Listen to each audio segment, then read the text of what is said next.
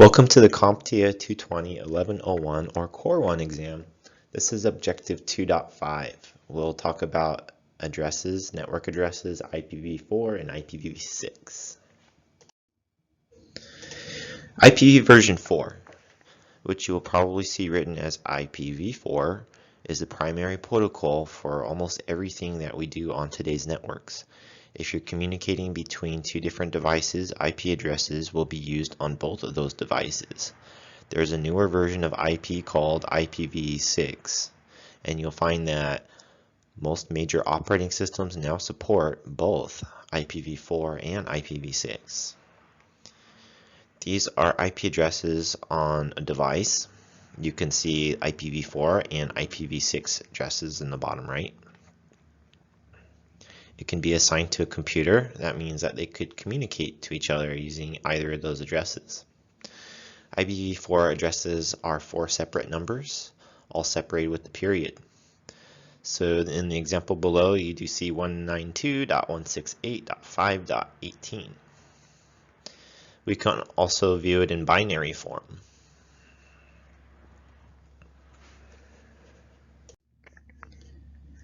This is the binary representation of 192 on the very left-hand side that you can see here. You can also see a binary representation of 168 and so on and so forth. This is how the computer views this address.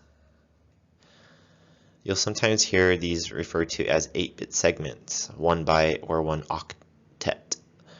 Having 4 of those together is 32 total bits or 4 bytes of an IPv6 address.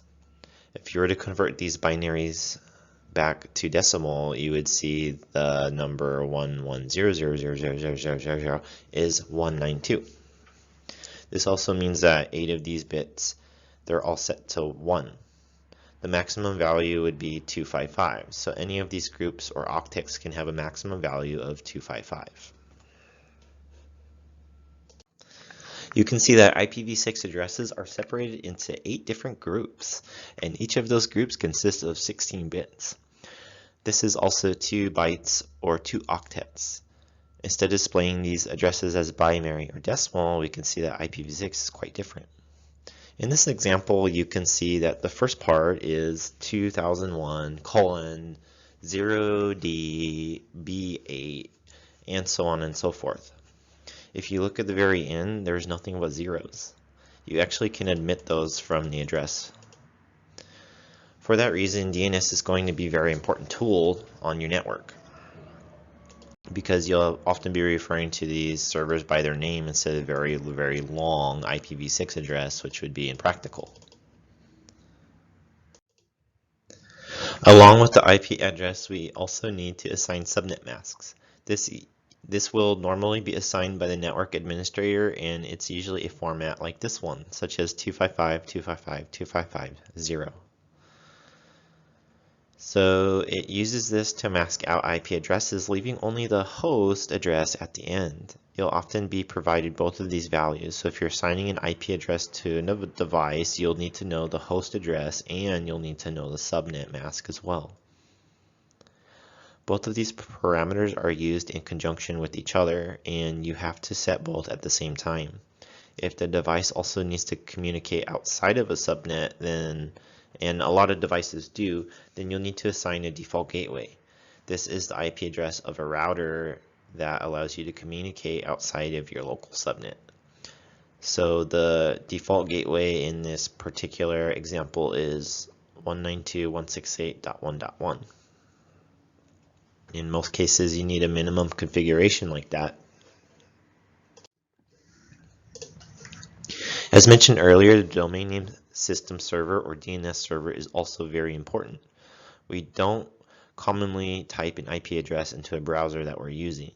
Instead, we use a more friendly name like youtube.com or google.com that we can easily remember. It would take forever to type those IP addresses or to memorize them one by one. So this service does it for us. It converts these names to IP addresses. This is because the routers and other devices need to know the addresses and numbers, and humans need to know the domain names. So we need something that can translate between these fully qualified domain names to an IP address, and that is DNS. We commonly configure DNS in the IP address settings of operating system. So you commonly will need to assign more than one DNS server in case there's an issue. Otherwise, you won't be translating or using the network. Okay, we're at the end of objective 2.5. Here's a pretty common question about IPv6. Why was IPv6 invented? A, ease of use. B, shorter address space. C, exhaustion of addresses. Or D, vulnerabilities. The main reason why they invented IPv6 is because the addresses are running out in IPv4, and in the future they needed to have more. And it is pretty much exhausted. There's not a whole lot of IPv4 available, and that is why we have IPv6. Thank you for watching.